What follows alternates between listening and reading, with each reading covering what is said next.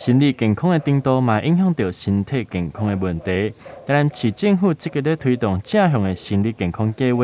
为了要提升学生的心理健康程度，佮有培养面对任何困难拢爱有乐观的态度。透过无同的计划的推动，互老师佮学生拢会当培养更好的情绪调节能力。同时，教育局嘛公布创意画图比赛98特约作品，甲计划落实伫学校内面。我们现在目前在疫情的影响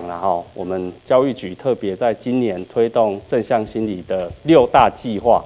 那其实，在我们2003年开始，美国的学者 Martin Seligman 他推动了这个正向心理学，是希望说我们的孩子、我们的大人也好，都能够有正向的特质，那产生正向的价值，然后能够有正向的情绪，那表现出我们正向的一个情绪发展跟追求最后的幸福。那我们台南市教育局今年我们特别第一个计划就是我们的图卡征图的计划。那很高兴有好多学生，我们将近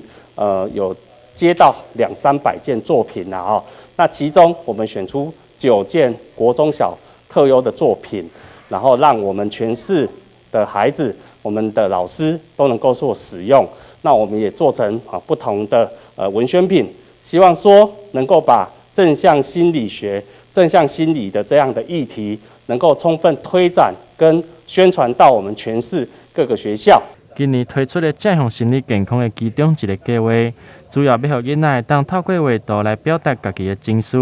除了画图以外，嘛会当透过写心情小语来引导出家己的正向意识。透过囡仔家己发挥创意，和心情会当更疏解。伫咧现场嘛为大家带来98特优的作品，实在非常的水。同时嘛，甲无共囡仔的心境透过画图甲呈现出来，慢慢学习面对佮排解家己的情绪。台南新闻刘品言采访报道。